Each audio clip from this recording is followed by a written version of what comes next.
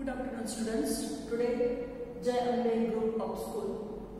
Today, I would like to explain you the chapter number 2, structure of the atoms. The next topic, Bohr's atomic model. Now, in 1950, Neil Bohr proposed the Bohr model of hydrogen atom. And according to his concept, there are some assumptions that it is a planetary models in which negatively charged electrons orbit in a small positively charged nucleus atom similar to planets orbiting the sun. Niels Bohr ने 1950 में एक model propose किया जो था Bohr's models of hydrogen atom. उसने कुछ assumptions या कुछ उसकी मान्यता थी कि उसके हिसाब से कैसा होना चाहिए मॉडल, तो कुछ उसने बताया उसके बारे में. अकॉर्डिंग टू बोर्स मॉडल, उसके हिसाब से उसका जो मॉडल था उसके हिसाब से ऐसा था कि भाई हमारे सेंटर के जो भी एटम है हाइड्रोजन एटम, उसके अंदर सेंटर पे एक स्मॉल पॉजिटिवली चार्ज न्यूक्लियस है, उसके अराउंड में नेगेटिवली चार्ज इलेक्ट्रॉन्स ऑर्बिट कर रहे हैं, सर्कुलर मूव हो रहे हैं. जैसे हमारे सोलर सिस्टम में सन के अराउंड में प्लैनेट्स मूव होते हैं, जहां पे सन यहाँ पे आपका होता है पॉजिटिवली चार्ज न्यूक्लियस और प्लैनेट्स यहाँ पे जो सर्कुलर मूवमेंट करने वाले इलेक्ट्रॉन्स रिप्रेजेंट कर रहे हैं.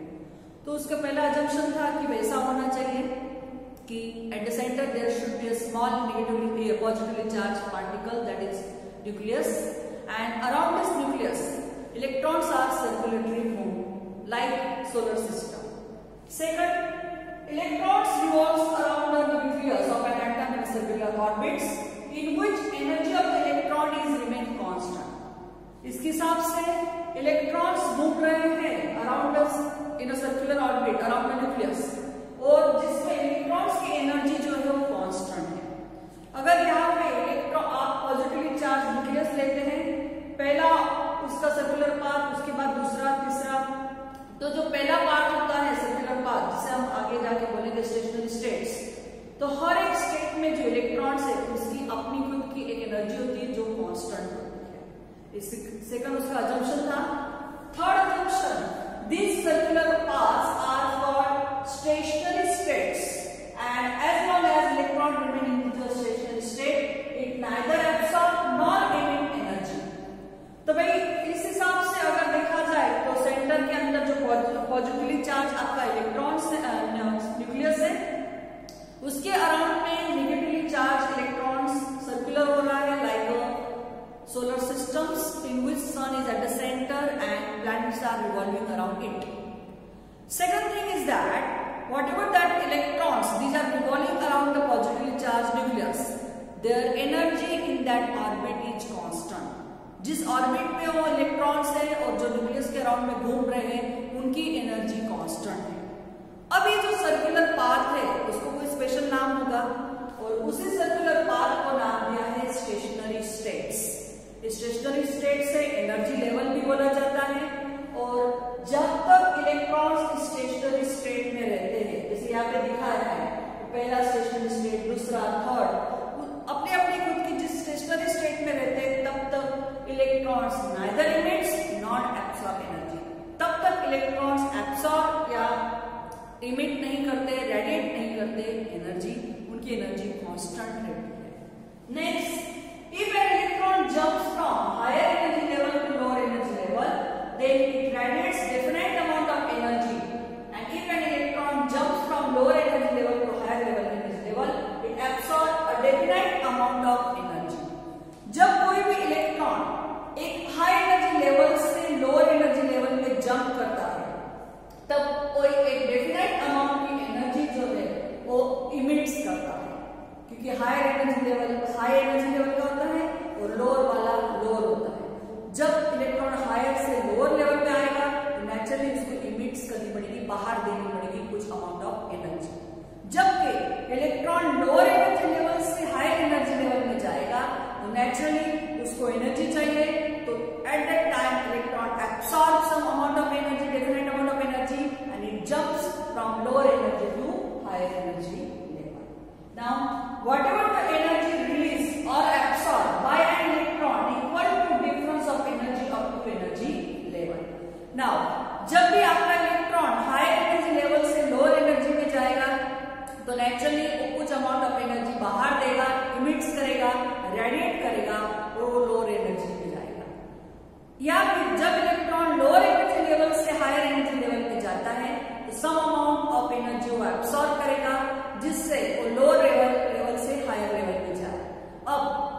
अमाउंट ऑफ एनर्जी रिलीज की गई है या एब्सॉर्ब की गई है, एक किसके बराबर होती है, जिसको हम डेल्टा ई बोलते हैं। दैट एनर्जी डिफरेंस ए होता है is equal to difference of energy of the two energy level. जो भी अमाउंट ऑफ एनर्जी अगर हायर से लोअर आ रहा है तो E2 माइनस E1 जितना भी आएगा डेल्टा ई आएगा, या फिर लोअर से हायर जा रहा है तो जितना एब्सॉर्ब करेगा तो जितना एब्सॉर्ब किया वो किसके बराबर होगा, that is equal to hv, बराबर है। नेक्स्ट, दिस एंगुलर मोमेंटम, जब इलेक्ट्रॉन आपके न्यूक्लियस के अराउंड में घूम रहा है सर्कुलर ऑर्बिटर में, तो तभी उसकी दो तरह के मोमेंट्स आपको बताइए। इलेक्ट्रॉन खुद के एक्सिस के अराउंड में भी घूमता है और घूमते घूमते वो अराउंड द न्यूक्लियस भी घूम रहा है। तो इस तरह की इसकी जो एंगुलर मोमेंटम होती है इलेक्ट्रॉन की, ये हमेशा दी जाती है m mu r। m is the mass, mu is the frequency, r is the radius, और वो किसके बराबर होती है, h अपॉन 2 पाई, जहां पे h प्लैंक्स कांस्टेंट है जिसकी वैल्यू दी है 6.625 10 to minus 24 जूल पर second. And good afternoon students, welcome to JMB Groups of School. Today I would like to explain you Bohr's atomic model of hydrogen. In this model, Neil Bohr proposed this model in 1950 for hydrogen atom. According to his concept, there are some assumptions he has taken, and it is a planetary model. According to this Bohr's model, he just compared his model with planetary models like solar system. And according to his concept, there is a negatively charged electrons which are in a circular momentum around the positively charged, small positively charged nucleus. And he compared his model with solar system, where nucleus is represent like the sun, and electrons which are revolving around the nucleus, these are represented by the planets, right? Means he compared his model with solar system. And according to that one, here electrons revolve in a circular orbit around the nucleus, and the energy of the electrons in that orbits are constants. इसके हिसाब से Bohr's model जो था hydrogen atom का, जो 1915 में bourse ने अपना एटॉमिक मॉडल रखा हाइड्रोजन एटम के बेस पे, उसके कुछ अजम्पशन है, कॉन्सेप्ट है। बोर्ड के हिसाब से जब भी आपका ये जो एटॉमिक मॉडल है उसने उसकी तुलना प्लैनेटरी मॉडल के साथ की, मींस सोलर सिस्टम के साथ की, जिसे सोलर सिस्टम में एट द सेंटर में सन होता है और सन के अराउंड में प्लैनेट्स जो थे सर्कुलर मोमेंट में घूमते हैं। तो यहाँ पे आपका सन जो होगा एटॉमिक मॉडल में न्यूक्लियस रिप्रेजेंट करेगा, जिसके अराउंड में सर्कुलर मोमेंट करेंगे प्लैनेट्स, जो यहाँ पे प्लैनेट्स तरीके से इलेक्ट्रॉन्स जो है प्लैनेट्स को रिप्रेजेंट करेंगे।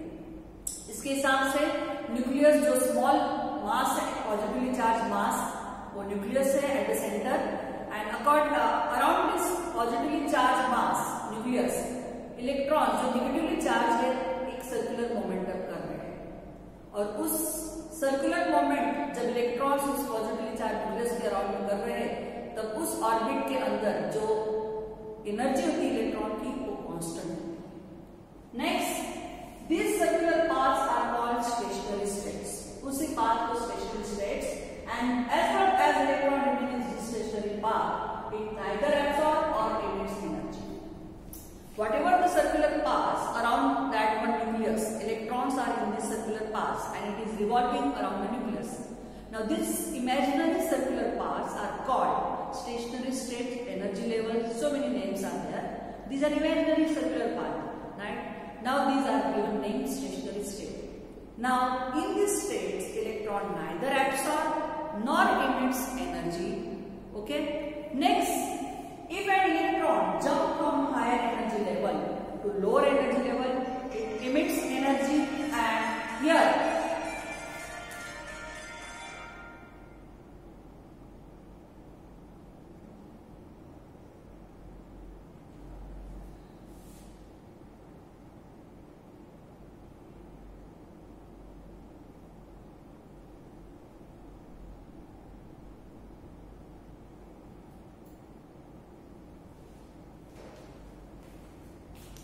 Now, in this model, we find that circular paths are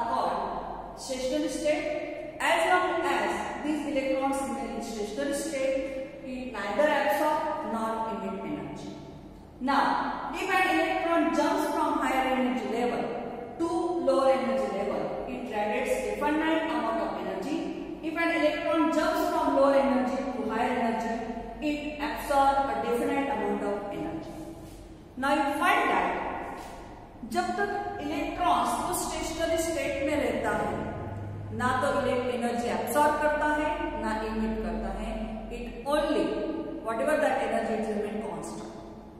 but जब इलेक्ट्रॉन हायर एनर्जी लेवल से लोअर एनर्जी लेवल में जंप करेगा तो कुछ अमाउंट ऑफ एनर्जी वो बाहर इमिट्स करेगा, या फिर जब इलेक्ट्रॉन लोअर एनर्जी लेवल से हायर एनर्जी में जाएगा तब कुछ अमाउंट ऑफ एनर्जी एब्सॉर्ब करेगा.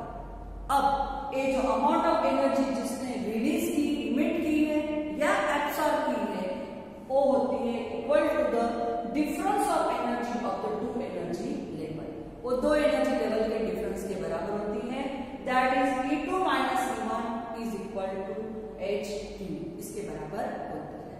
तो इस हिसाब से एनर्जी रिलीज और एब्सॉर्ब बाय एन इलेक्ट्रॉन होगी that is difference of energy of the two energy level E2 minus E1 is equal to H2. Now जब इलेक्ट्रॉन्स घूमेगा around the nucleus in circular path, at the same time it also circulate around its own axis.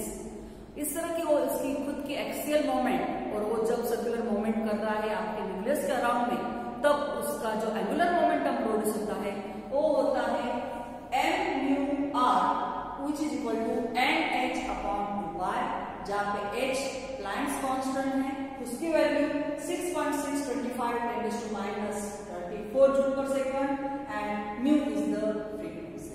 इस तरह से Bohr ने अपने कुछ assumptions या postulate दिए about that models for the hydrogen atom. उसके हिसाब से बिल्कुल सिंपल था कि उसका जो एटॉमिक मॉडल है वो बिल्कुल प्लैनेटरी स्टेट के जैसा है, प्लैनेटरी मॉडल के जैसा है, जहां पे उसका पॉजिटिवली चार्ज, जो small positively charge mass nucleus है, वो सन को रिप्रेजेंट कर रहा है. उसके अराउंड में जो निगेटिवली चार्ज इलेक्ट्रॉन्स है वो प्लैनेट्स को रिप्रेजेंट कर रहे हैं, वो एक सर्कुलर मूवमेंट कर रहे हैं. और ये जो सर्कुलर मूवमेंट करते हैं, अब वो जिस स्टेट में रहता है, जब भी आपका electrons revolve around the nucleus in circular orbit, जिस सर्कुलर ऑर्बिट में मूवमेंट कर रहे हैं उस सर्कुलर ऑर्बिट की एनर्जी कांस्टेंट रहती है. जब भी आपका वो जो सर्कुलर पाथ्स है जो अराउंड द न्यूक्लियस होते हैं उनको स्टेशनरी स्टेट कहा गया है, जहां पे electrons neither emits nor absorb energy, जहां पे इलेक्ट्रॉन्स एनर्जी इमिट्स नहीं करता या फिर एब्सॉर्ब नहीं करता. लेकिन जब इलेक्ट्रॉन हायर एनर्जी लेवल से लोअर एनर्जी में जंप करता है तो कुछ अमाउंट्स ऑफ एनर्जी बाहर इमिट या रिलीज की जाती है, या जब इलेक्ट्रॉन्स लोअर एनर्जी से हायर एनर्जी में जाए तब कुछ अमाउंट्स ऑफ एनर्जी एब्सॉर्ब की जाती है. अब जो भी अमाउंट ऑफ एनर्जी रिलीज या एब्सॉर्ब की गई है वो बराबर होती है bit is equal to the difference in the energy levels. दो एनर्जी लेवल के डिफरेंस के बराबर होती है. That is delta E is equal to E2 minus E1 is equal to H mu, इसके बराबर होती है. और जब इलेक्ट्रॉन्स एक सर्कुलर मूवमेंट करता है around the positive charge nucleus, तब वो खुद के एक्सिस में भी एक एक्सियल मूवमेंट करता है. और इस तरह से जो एंगुलर मोमेंटम प्रोड्यूस होता है वो दिया गया है m/r that is equal to nh/2y, जहां पे h प्लैंक्स कांस्टेंट है, उसकी वैल्यू है 6.625 10⁻34 जूल पर second and mu is the frequency.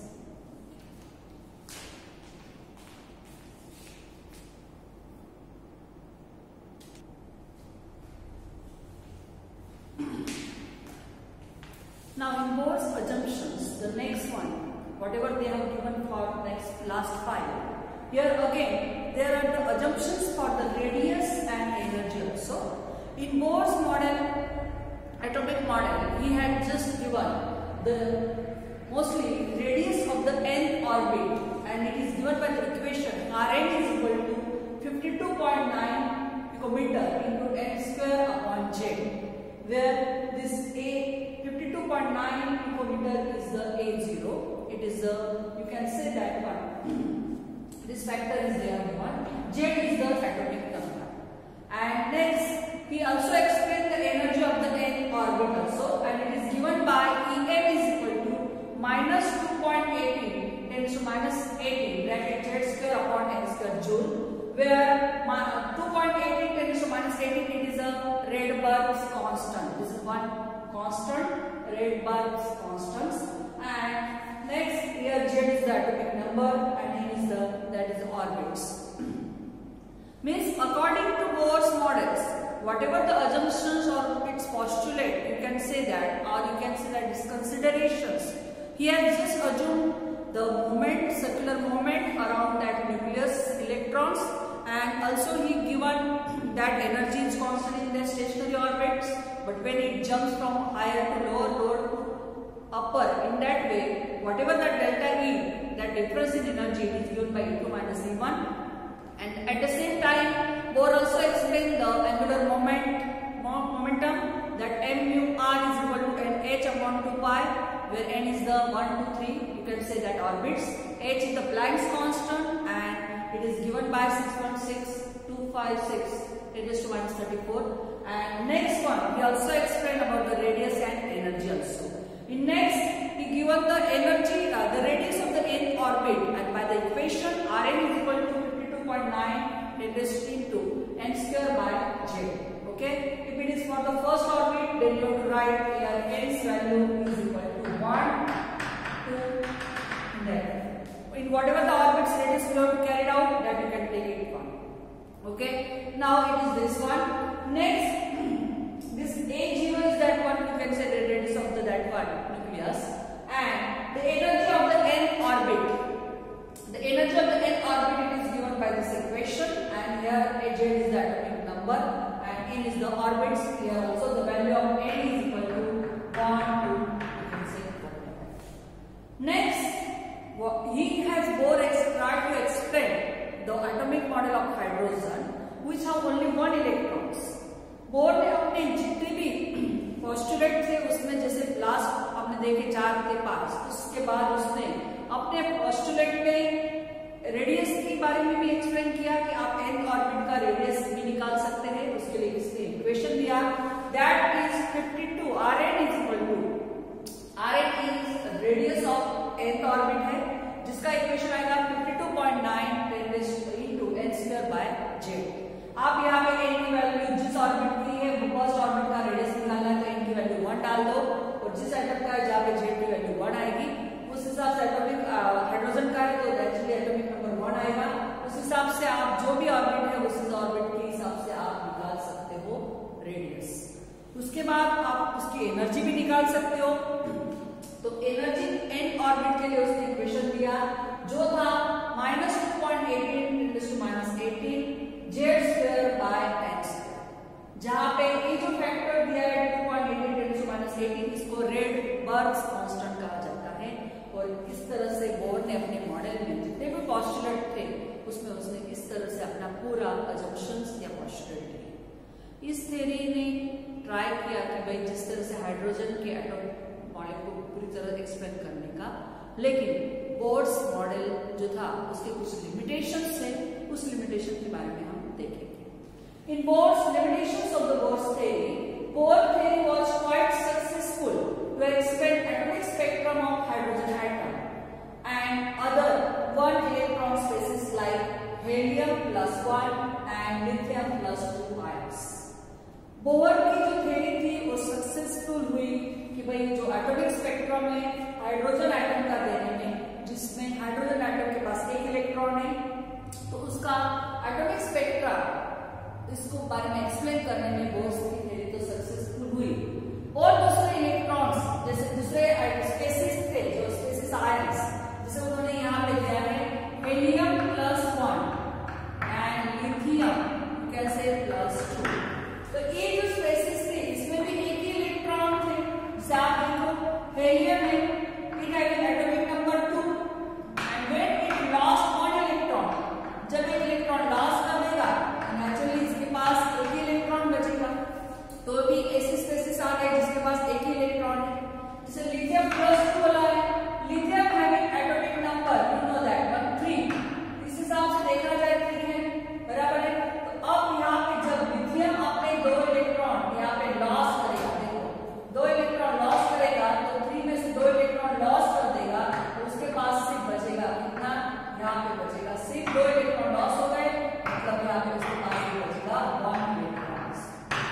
यहाँ पे जिसके पास 1 इलेक्ट्रॉन है, मीन्स बोर की थ्योरी सक्सेसफुल हुई। एटॉमिक स्पेक्ट्रम हाइड्रोजन, इसी तरह से दूसरी स्पेसीज जिनके पास सिर्फ 1 इलेक्ट्रॉन थे उनके पास, जैसे हेलियम +1, लिथियम +2 आयंस, जो जिसके बारे में उसमें सक्सेस मिला उनको एक्सप्लेन करने में। Okay, it also enables to calculate the energy of the hydrogen atom in the different energy levels, but और दूसरा उसको सक्सेस मिला कि वो अलग अलग हाइड्रोजन एटम की एनर्जी लेवल अलग अलग डिफरेंट लेवल पे भी उसका कैलकुलेशन कर सकते थे। जैसे हमें energy of the nth orbit दिया है, तो उस इक्वेशन की मदद से बोर्स थ्योरी वाज सक्सेसफुल और it will be enable to explain the energy of the hydrogen atom at different level. वो अलग अलग लेवल पे एनर्जी लेवल पे हाइड्रोजन एटम की एनर्जी का एक्सप्लेनेशन देने में सक्सेसफुल हुई। मतलब उसको दो तरह में सक्सेसफुल तो मिला कि उसका एटॉमिक स्पेक्ट्रम हाइड्रोजन एटम, और उसी तरह से दूसरे स्पेसीज जैसे हेलियम +1, लिथियम +2 जो आयन जिसके अंदर 1 इलेक्ट्रॉन है, इस तरह के स्पेसीज का एटॉमिक स्पेक्ट्रम एक्सप्लेन करने में सक्सेसफुल थी। उसी तरह से बोर्स थ्योरी और दूसरा सक्सेसफुल था कि उन्होंने energy of the hydrogen atom दिए at a different energy level, और उसके लिए इक्वेशन था En = -2.18 10⁻18 Z/n²। उसकी मदद से उन्होंने अलग अलग डिफरेंट एनर्जी लेवल पे एनर्जीज दी हाइड्रोजन एटम की। बट बोर्स थ्योरी फेल हुई बहुत सारी चीजें एक्सप्लेन करने में, उन्होंने एक्सप्लेनेशन नहीं दे पाए। जैसे पहला था, it could not explain atomic spectra of atoms containing more than 1 electron और मल्टी इलेक्ट्रॉन एटम। बोर्स का जो एटॉमिक मॉडल है वो सिर्फ हाइड्रोजन एटम के लिए सक्सेसफुल हुआ, लेकिन बोर्स की थ्योरी ने कोई एक्सप्लेनेशन नहीं दिया इसके बारे में, एटॉमिक स्पेक्ट्रा के बारे में, ऐसे एटम्स जिसके बाद 1 से ज्यादा इलेक्ट्रॉन हो, जैसे हेलियम है, लिथियम है, फिर उसके बाद बेरियम है, बोरॉन, जिसके पास मल्टी इलेक्ट्रॉन्स वाले, जिसके एटॉमिक नंबर 2, 3 से ज्यादा शुरू होता है। इस तरह के एटम्स का एटॉमिक स्पेक्ट्रा एक्सप्लेन करने में बोर्स थ्योरी फेल हुई। दूसरा, this theory fail to explain the fine structure of the spectral line. अब जब आपका जो भी स्पेक्ट्रा मिला था, उस स्पेक्ट्रा में उनको एक फाइन लाइन भी मिला। बहुत सारे एटम्स का जब उन्होंने लिया, they got this fine line also. उसके बारे में एक्सप्लेनेशन कुछ भी दे नहीं सकी फिर bourse theory. Means spectral line का जो भी आपको ग्राफ मिला था या जो भी स्पेक्ट्रल था, उसके अंदर बहुत फाइन लाइंस थी। वो लाइन किसकी वजह से है, उसका एक्सप्लेनेशन देने में बोर्स थ्योरी है। And third, Bohr's theory also fail to explain Zeeman and Stark effect. What is Zeeman and Stark effect? Just see it one here.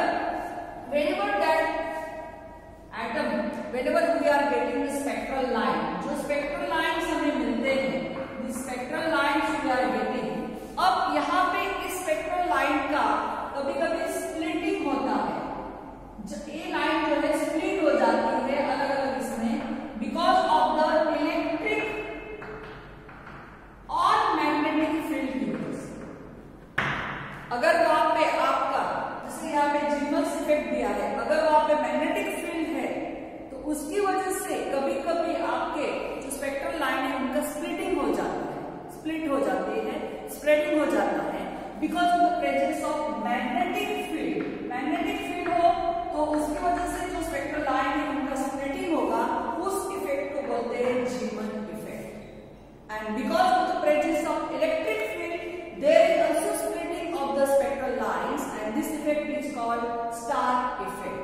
तो इस स्प्लिटिंग क्यों हो रहा है? बिकॉज ऑफ इलेक्ट्रिक और मैग्नेटिक फील्ड, जिसको उन्होंने नाम दिया इलेक्ट्रिक फील्ड की वजह से आता है स्टार्क इफेक्ट, मैग्नेटिक फील्ड की वजह से जीमन इफेक्ट।